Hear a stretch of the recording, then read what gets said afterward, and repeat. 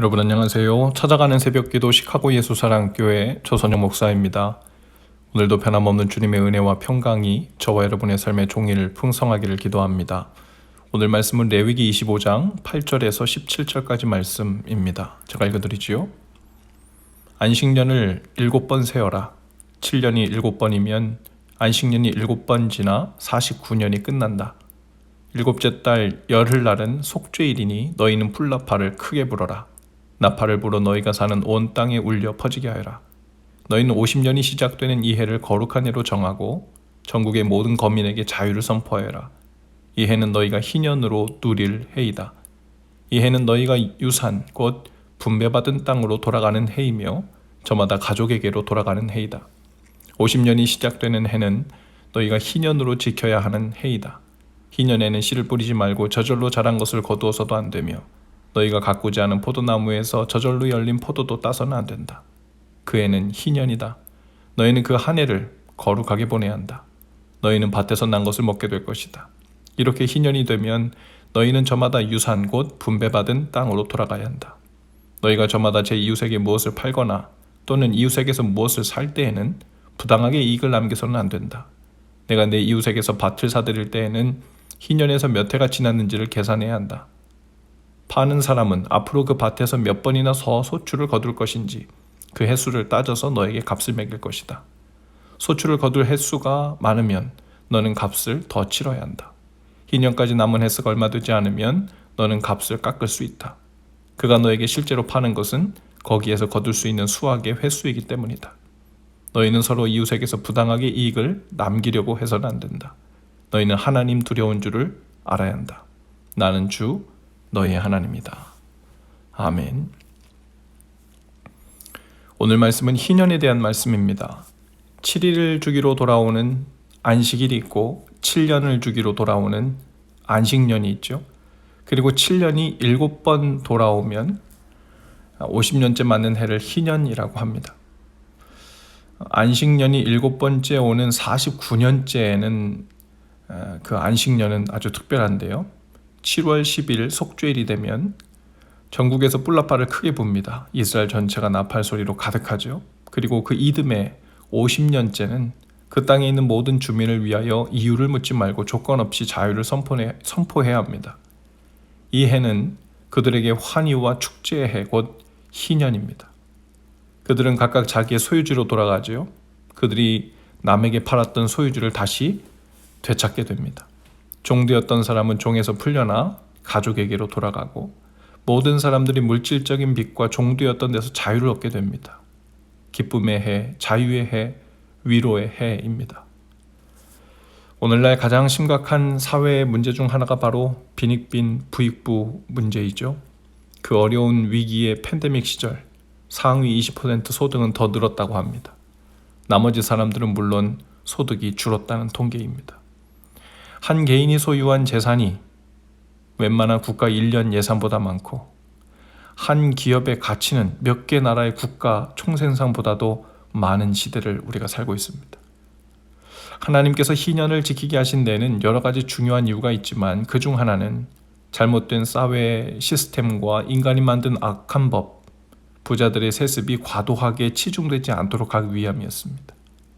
또한 희년을 통해 모든 사람들은 자신의 소유인 땅을 되찾고 가족에게로 돌아가죠. 그러면서 자신들이 디디고 사는 이 땅은 우리의 매매하고 이윤을 남기며 살 수는 있지만 영원히 우리의 개인의 소유가 될 수 없고 하나님으로부터 은혜로 받아 관리하며 사는 것이라는 사실을 잊지 않도록 해주었습니다.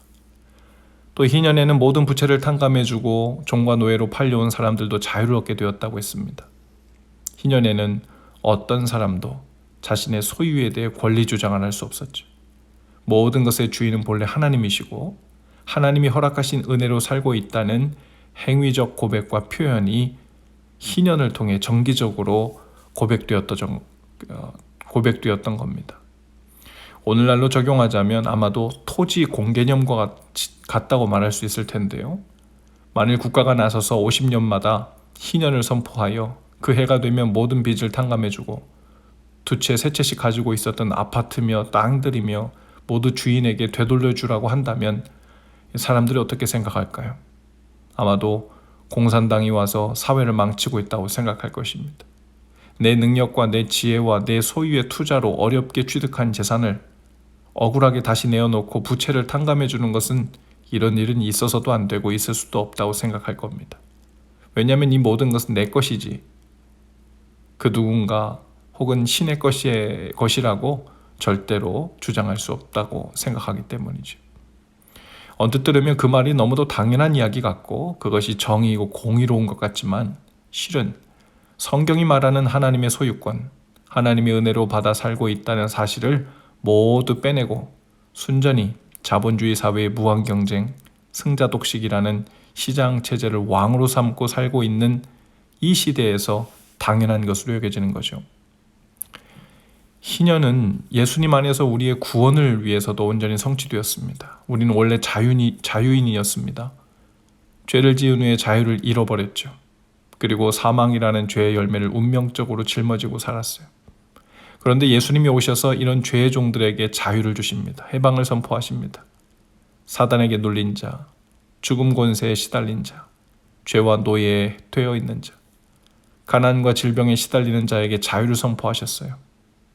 예수님은 다시 원래 상태로 회복하셨습니다. 우리 개인뿐 아니라 짐승들과 그리고 이 자연까지도 자유를 선포하셨죠.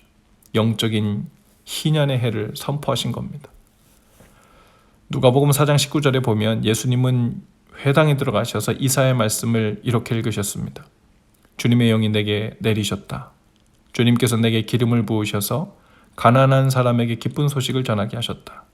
주님께서 나를 보내셔서 포로된 사람들에게 해방을 선포하고 눈먼 사람들에게 눈뜸을 선포하고 억눌린 사람들을 풀어주고 주님의 은혜의 해를 선포하게 하셨다. 여기서 이 은혜의 해가 바로 희년을 의미하죠. 구약에 명시된 희년은 50년마다 돌아오지만 예수님이 오셔서 복음으로 자유케 하신 희년은 주님이 오신 이후로 지금까지 멈추지 않고 그 상태가 유지되고 있습니다. 해방과 자유와 축제 상태가 지속되는 것이죠. 그리고 그 하나님의 나라도 날로 그 이후로 확장되고 있죠. 주님은 우리에게 명하십니다. 이 희년의 해가 선포되었으니 복음을 전하고 그 복음을 살아내라고 하십니다. 오늘 우리의 삶에서도 이 희년이 선포되었음을 믿으시기 바라요. 그 복음을 듣고 믿음으로 받은 사람은 이미 희년 안에 살고 있으며 영원히 지속되는 영생, 하나님 나라를 살기 시작한 것입니다. 우리가 맞이하는 매일은 우리에게 모든 것을 회복시켜 주신 희년의 열매입니다. 희년에는 탕감하고 해방시켜 자유케 되는 해라 그랬어요. 그렇다면 우리가 희년을 살아간다는 말은 우리가 죄의 탕감을 받았듯 형제들의 죄와 허물을 탕감해주고 그들로 하여금 죄와 어둠에서 해방되어 자유케 되고 죄에 이끌렸던 삶에서 해방시키는 일을 하며 살아야 한다는 말이죠. 예수님을 주인으로 삼고 산다고 하면서도 주님 안에서 시작하게 된 새로운 삶이 희년의 삶이요 해방된 삶이라는 것을 경험하지 못한다면 우리는 희년을 살지 못하고 있는 것입니다. 또한 우리에게 맡겨주신 사람들을 영적 희년의 구원의 삶으로 인도하지 않는다면 그 또한 희년의 사명을 다 하지 못하고 사는 거죠. 오늘도 주님으로부터 받은 이 하루와 일상의 모든 일들이 희년의 은혜로 부여받았고 매일같이 주님의 손으로부터 돌려받은 것임을 기억하면서 기쁨의 날, 은혜의 날, 감사와 축제의 날이 되실 수 있기를 주님의 이름으로 축복합니다. 기도합시다. 주님, 저희를 주님의 땅 하나님 나라로 되돌려 주셨고 죄로 팔려갔던 저희를 십자가 공로로 되찾아오신 주님의 은혜 감사합니다. 오늘도 죄와 사망에서 해방되어 자유케 된 몸으로 주님 앞에서 감사와 기쁨으로 희년을 또 그 사명을 감당하며 사는 날 되게 하옵소서.